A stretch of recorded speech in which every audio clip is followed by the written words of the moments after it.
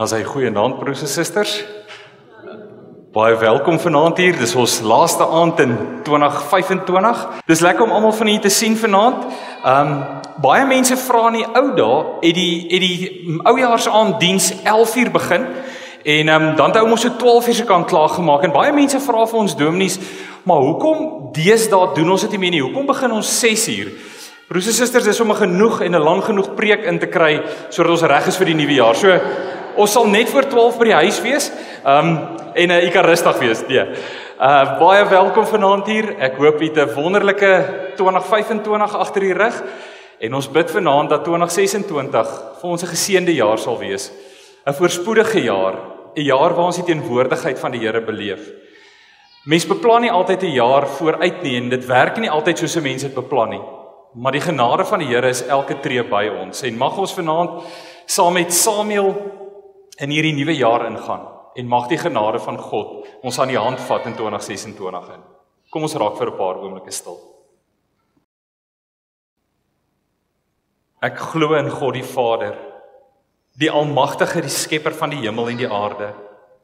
Ek glo in Jesus Christus, sy eniggebore Seun ons Here, wat ontvang is van die Heilige Gees, gebore is uit die Maagd Maria, wat gelei het onder Pontius Pilatus, gekruisig is, gesterf het en begrawe is en ter helle neergedaal het, wat op die 3de dag weer opgestaan het uit die dode, wat opgevaar het na die hemel en sit aan die regterhand van God, die Almagtige Vader, van waar hy sal kom om te oordeel die wat nog lewe en die wat reeds gesterf het. Ek glo in die Heilige Gees. Ek glo aan 'n heilige, algemene Christelike kerk, die gemeenskap van die heiliges, die vergifnis van sondes, die opstanding van die vlees en die ewige lewe. Amen. Broers en susters, die Here groet u vanaand en hy sê vir die genade en vrede vir julle van God ons Vader, deur die liefde van ons Here Jesus Christus en deur die gemeenskap van die Heilige Gees. Amen. Ek wil vra voordat ons vanaand begin met ons eerste lied, wil ek so 'n oomblik van stilte gee, broers en susters. 2025 is op 'n einde. Baie van ons kyk terug na hierdie jaar met baie gemengde gevoelens en baie gemengde emosies. Ek wil 'n kort oomblik van stilte gee en ek sal na die tyd vir ons 'n kort gebed doen, maar ek wil hê in hierdie oomblik van stilte wil ek vir julle 'n kans gee om na te dink oor die jaar. Maar spesifiek wil ek hê jy moet nadink oor mense wat ons finaal gegroet het hierdie jaar. Ons is 3 gemeentes vanaand saam. Dis Wesgemeente, Erekasie en Noord is bymekaar. En as ons so kyk, dan weet ons hier sitplekke vanaand wat leeg is. Dalk in die familie is daar 'n familielid wat oorlede is. Dalk is daar 'n vriend of 'n vriendin wat hierdie jaar gesterf het. En ek wil nou 'n paar oomblikke van stil gebed gee. Ek wil vra, kom ons dink aan daardie mense wat nie vanaand saam met ons hier kan wees nie. Kom ons gee 'n paar oomblikke van stilte.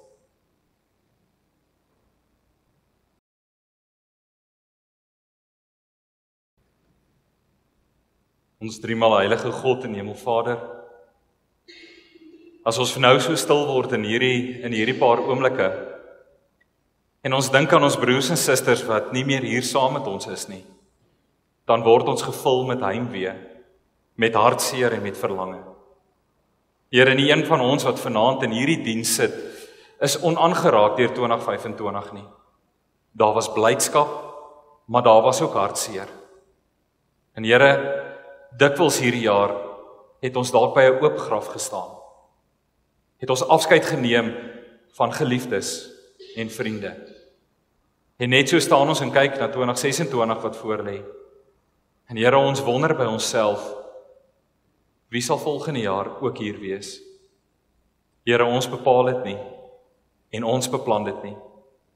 En daarom kom bid ons vanaand, Here, om te vra dat elkeen wat vanaand seer het, en elkeen wat verlang, en elkeen wat hartseer is, elkeen wat 'n geliefde vriend, vriendin verloor het hierdie jaar, elkeen wat hier sit vanaand met 'n geliefde of 'n familielid of 'n vriend wat ernstig siek is, wil ons kom vra, hou ons vas, Here.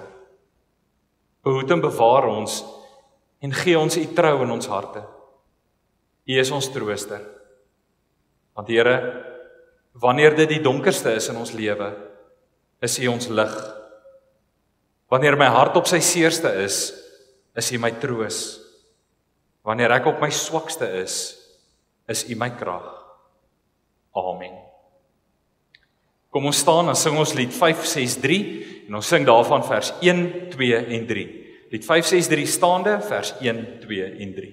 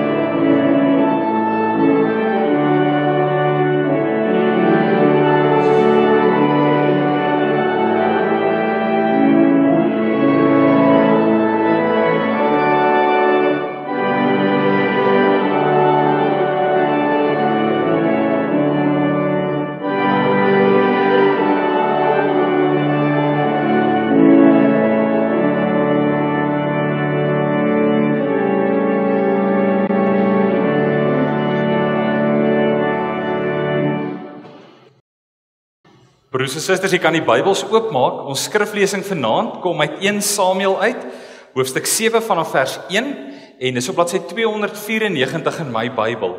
Ons tema vanaand is van klip tot kruis, of die klip word 'n kruis. 1 Samuel hoofstuk 7 en ons gaan saam lees vanaf vers 1, bladsy 294 in my Bybel. Kom ons raak vir 'n oomblik stil. Ons Here God, ons dankie dat ons vanaand die voorreg het om die woord te kan oopmaak. Here, om hier in hierdie uur vandag te kan stil word hier in die kerk saam met medegelowiges. Ja, Here, om te gelykertyd terug te kyk oor die jaar wat verby is en ook vorentoe te kyk na die jaar wat voorlê.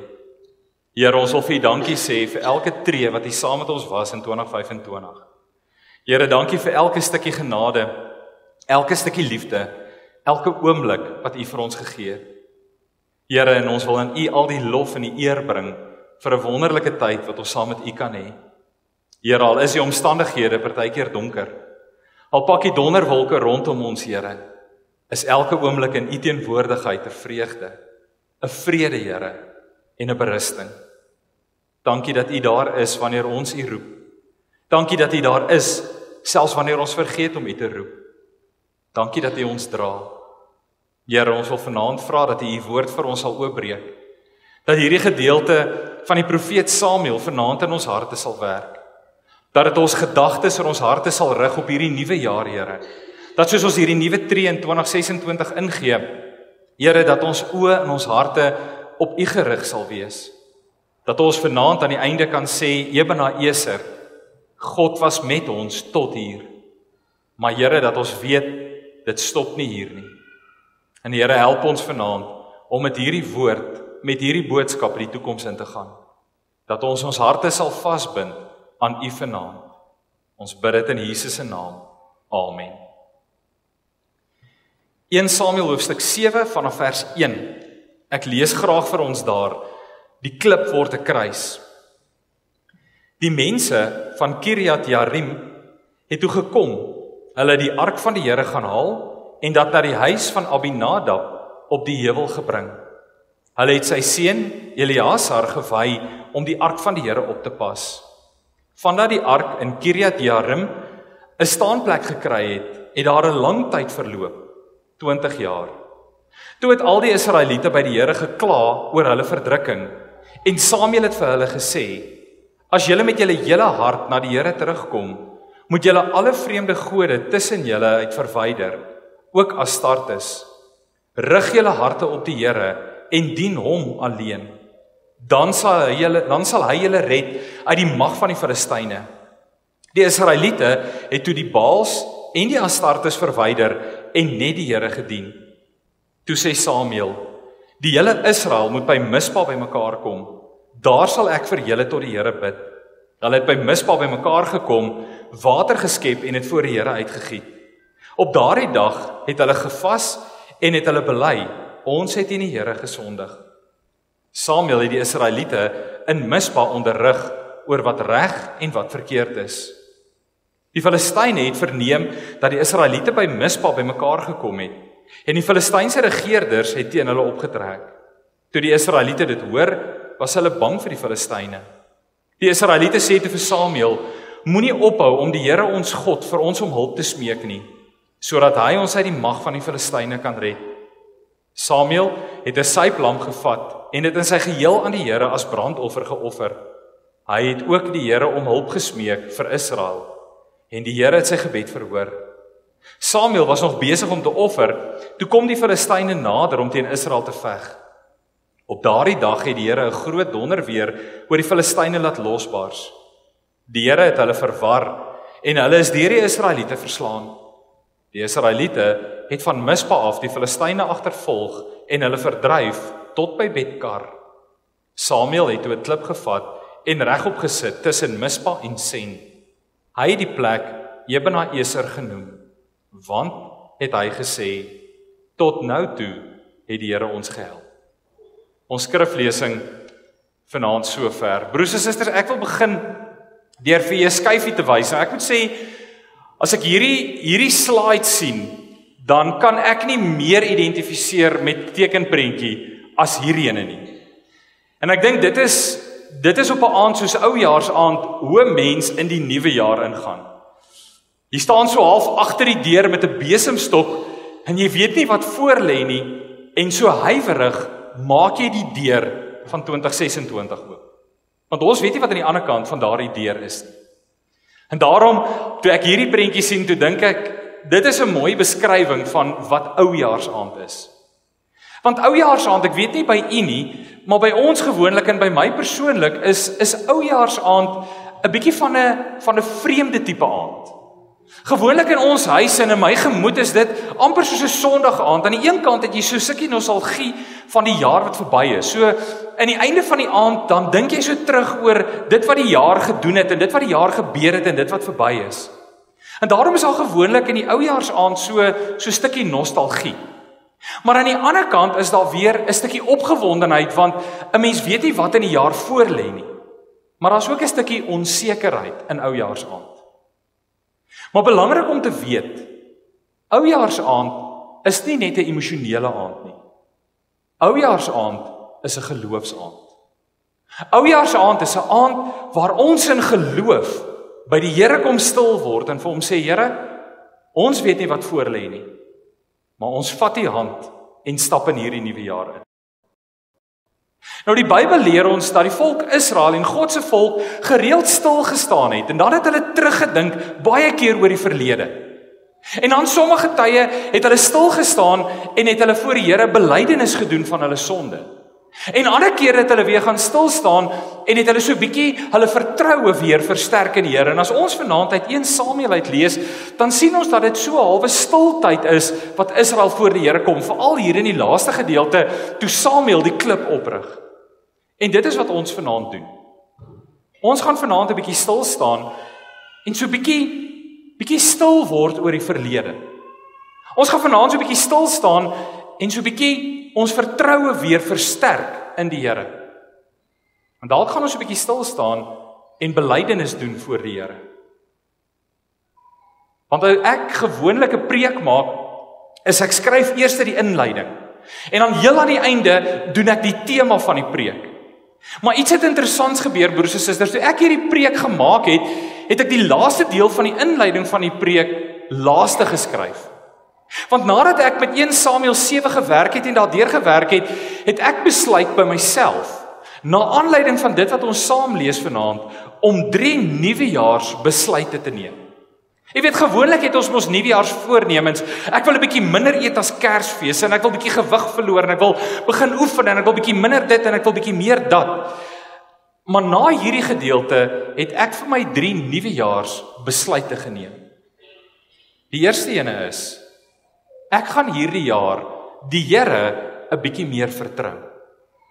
Ek gaan deur my vertroue hierdie jaar 1 dag op 'n slag leef en weet dat die Here in beheer is. 2. Ek het besluit om die Here hierdie jaar in my lewe groter te sien. Ek het besluit om die Here groter te sien in my lewe, sodat al my probleme, my vrese en my ongemak in sy teenwoordigheid verdwerg. En derdens het ek besluit om met vreugde, verwagting en kinderlike geloof te leef. En my gebed is, dat na ons 1 Samuel 7 saam gelees het, dat u ook hierdie 3 besluite neem. Nou kom ons kyk na wat sê die woord vanaand vir ons. En ons eerste punt vanaand is, die tekens van die Here kan in ons midde wees, maar die teenwoordigheid self kan ver wees.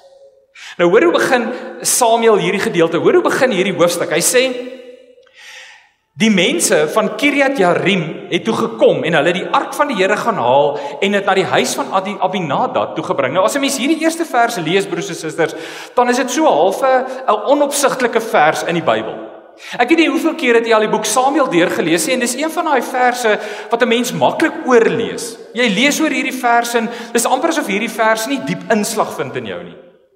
Maar as ons vanaand by Ebenezer wil uitkom, as ons vanaand hierdie gedeelte wil verstaan, moet ons vanaand by die huis van Abinadab begin.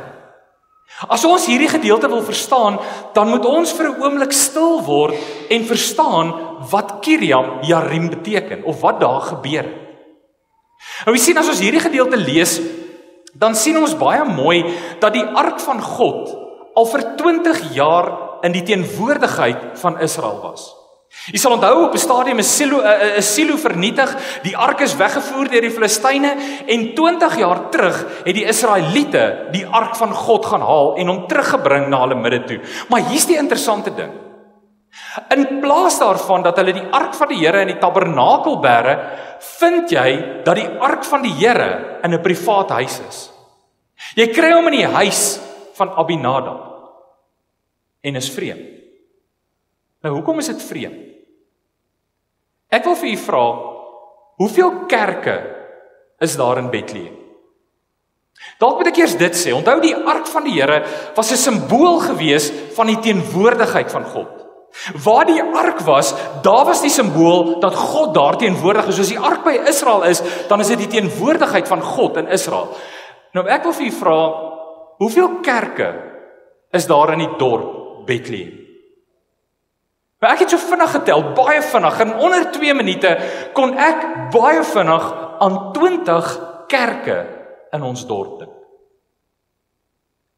By hoeveel kerke ry u elke dag in u lewe verby? Het jy al ooit opgelet?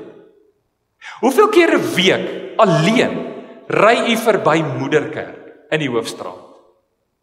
Want jy sien, 'n kerk is 'n interessante ding. 'n Kerk is 'n simbool van die teenwoordigheid van God in ons midde. Ons sit hier in hierdie pragtige kerkgebou wat ons voorouers gebou het en dit herinner ons dat God in ons midde is, dat God hier teenwoordig is.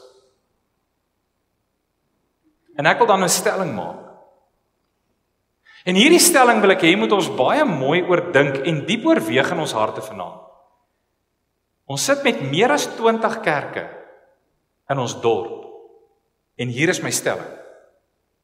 Jy kan al die tekens van God naby jou hê, maar jy kan die teenwoordigheid van God ver van jou afhou. Want dis wat met Israel gebeur. Jy sien, dis wat die Israeliete doen. Hulle gaan haal die ark.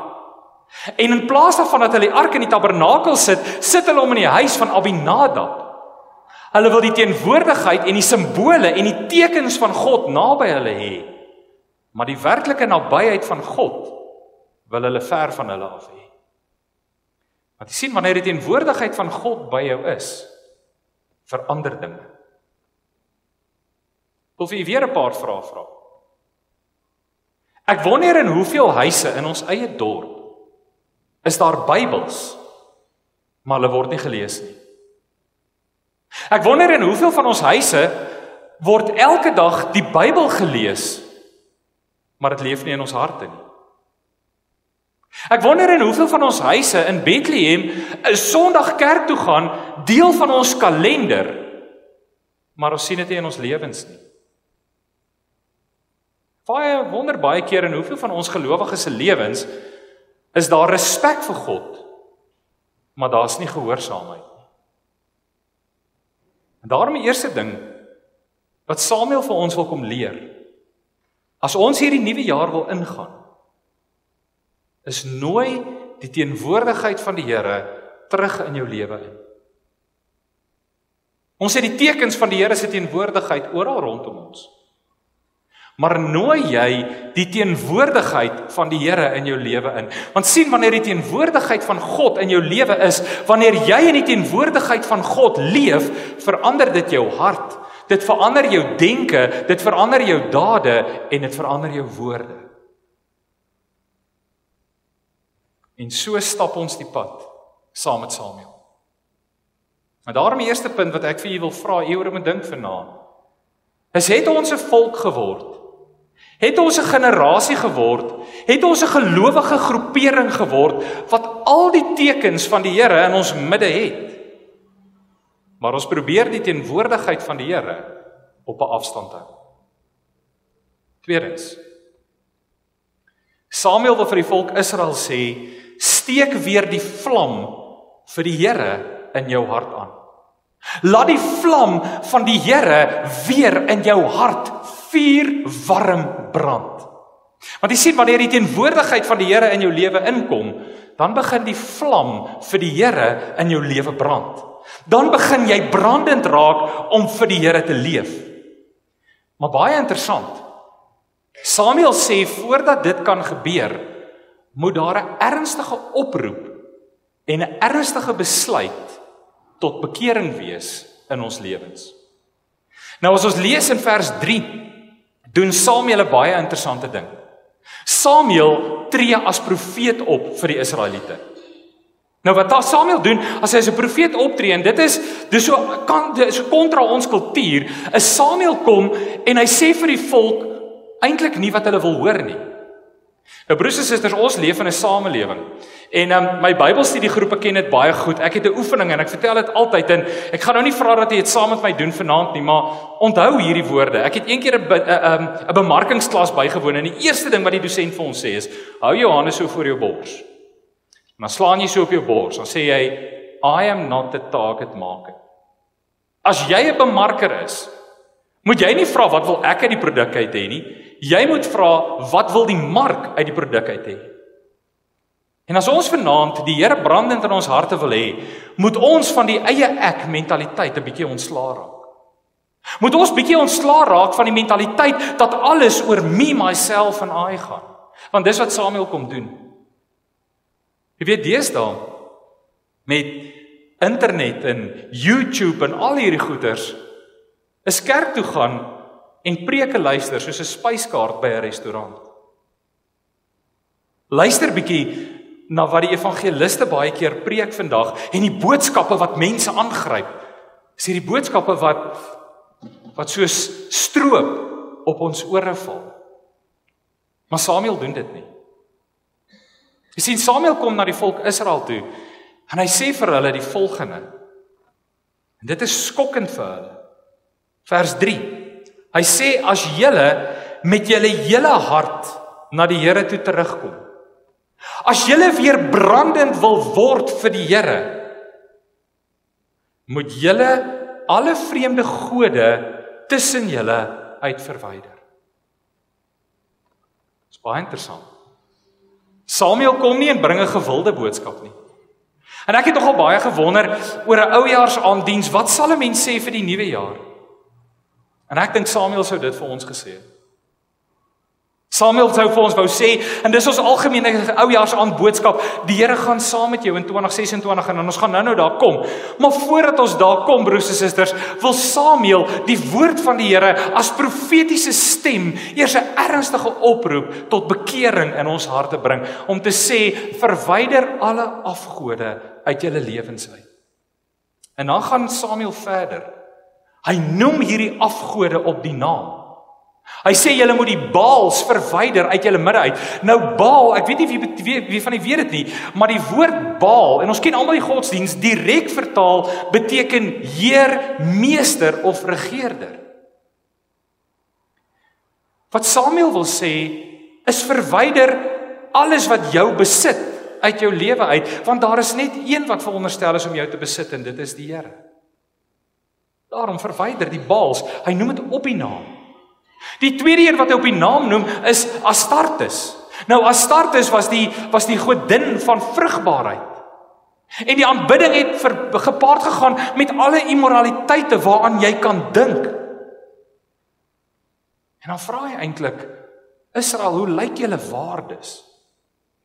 Hoe lyk julle samelewing se morele en etiese standaarde? Bring dit terug na my woord toe. I am not the target market, as Rian van Sail. As jy die vuur van die Here in jou hart wil aansteek, moet jy agslaan op die roepstem tot bekering. Verwyder die afgode uit jou lewe uit. Verwyder die sonde wat jy so maklik koester hier in jou binneste. Derdens, Mispa. Nadat Samuel met die volk Israel gepraat het oor die teenwoordigheid van God, om te sê, bring sy teenwoordigheid in julle lewens in. Nadat hy vir hulle gesê het, steek weer die vuur aan, wees brandend warm vir die Here, sê hy vir hulle, nou moet ons by Mispa by mekaar kom. En dis baie interessant. Mispa beteken uitkykpunt. Dit beteken wagtoring. Nou waarom is dit belangrik? Jy sien, Samuel is 'n baie slim en 'n uitgeslaapte profeet. Hy kies die plek Mispa baie sorgvuldig, want Mispa was 'n baie spesifieke en 'n strategiese uitkykpunt in Israel se lewe in daai tyd. Want jy sien, as jy by Mispa staan, is daar 4 goed wat jy kan raak sien met die blote oog. Die eerste een is, as jy wes kyk, sien jy die Filistynse dorpe raak, die vyand. En daarmee wil hy sê, hou jou oog op die vyand in jou lewe. En ons gaan nou daarby kom. Die vyand hou nie daarvan as die Here brand in jou hart nie. Hy gaan jou aanval. En daarom sê hy, as jy by Mispa is, kyk kyk wes, hou jou oog op die vyand. Tweedens, as jy daar staan en jy kyk suid van Mispa af, dan sien jy Jerusalem.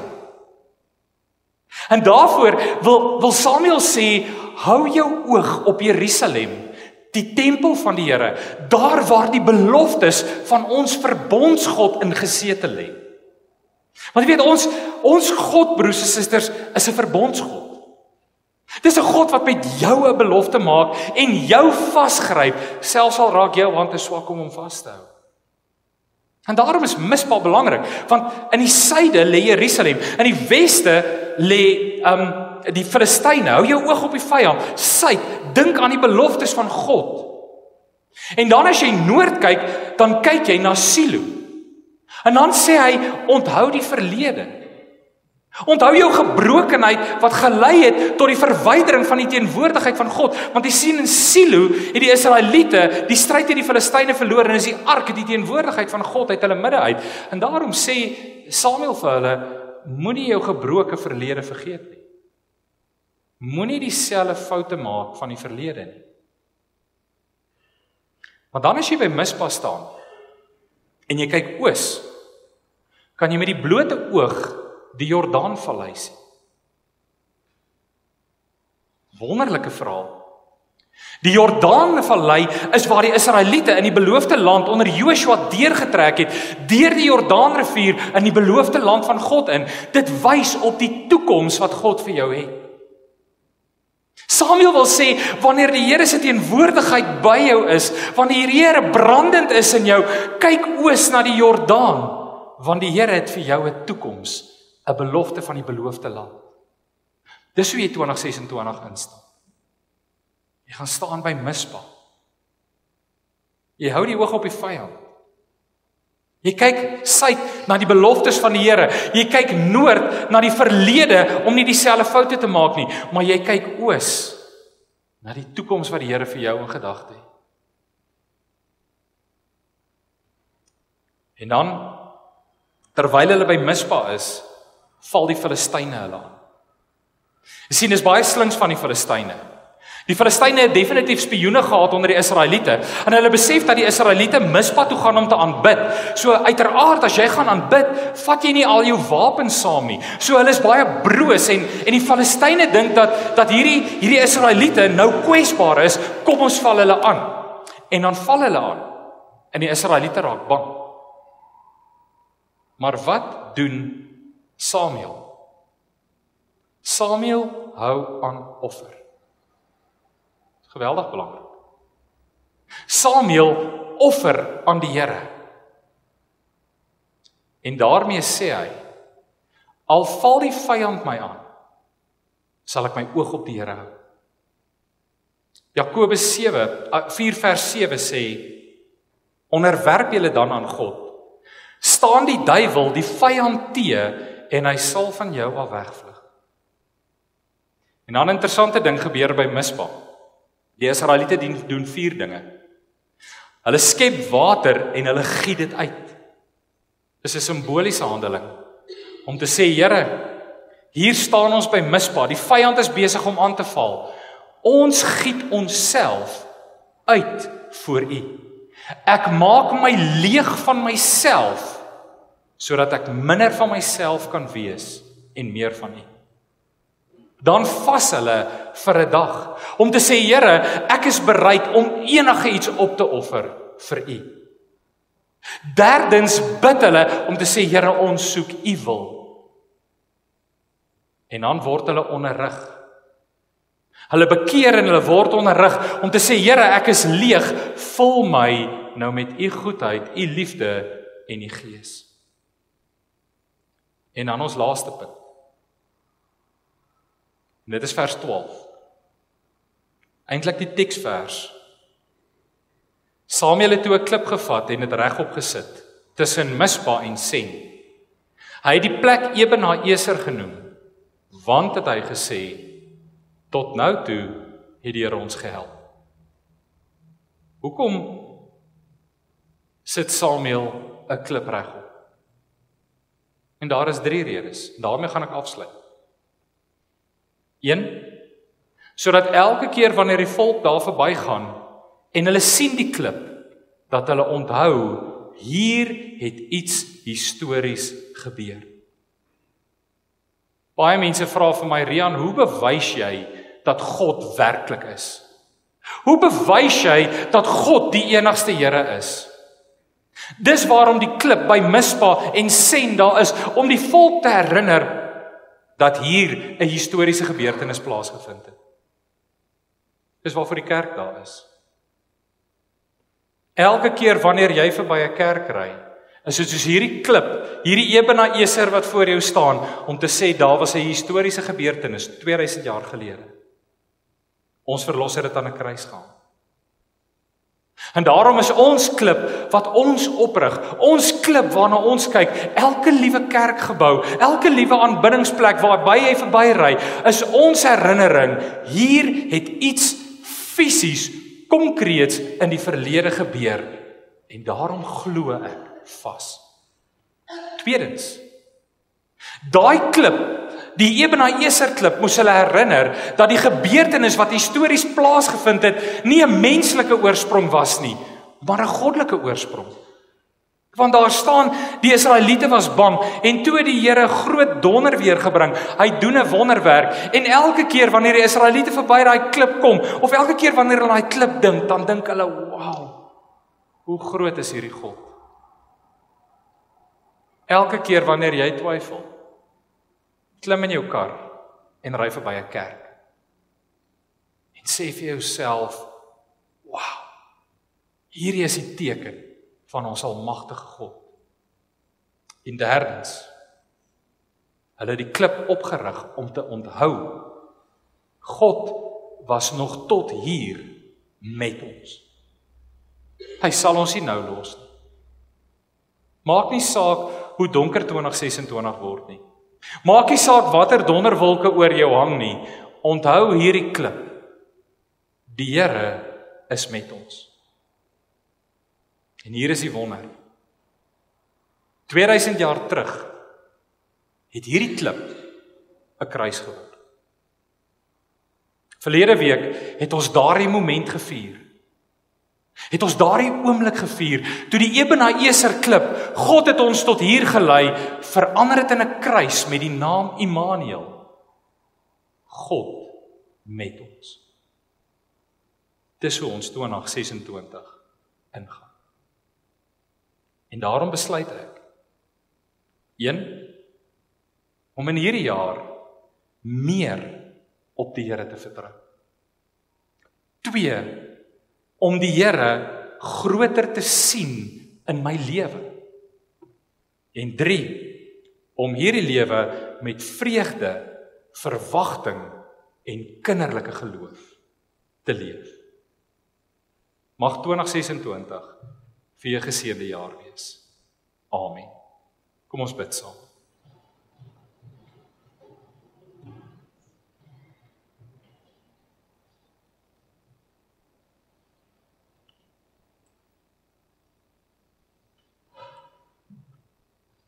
Ons Here God, U gryp ons aan deur die woord en deur die Gees. En Here, waar ons vanaand staan en huiwerig soos aan die begin, om die hoekie met 'n besemstok die deur na 2026 oopmaak. Kom ons uit daai hoekie uit en stap ons met vreugde hierdie nuwe jaar in.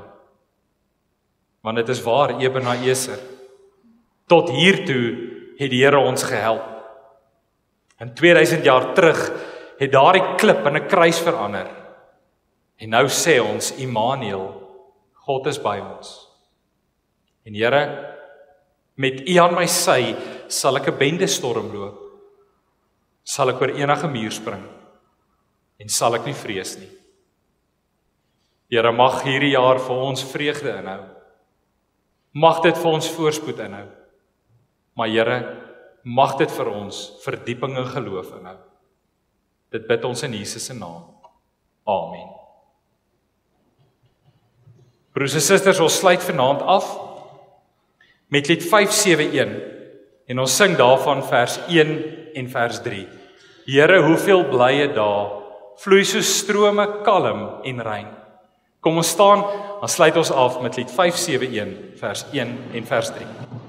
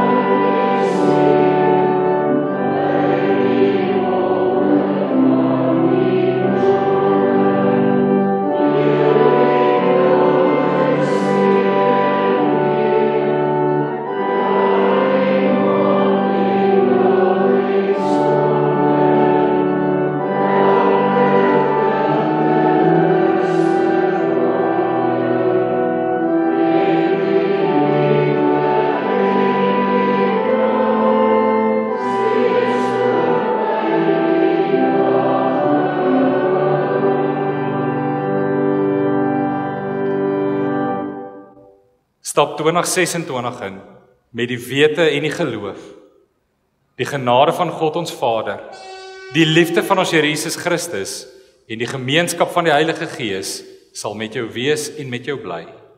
Amen.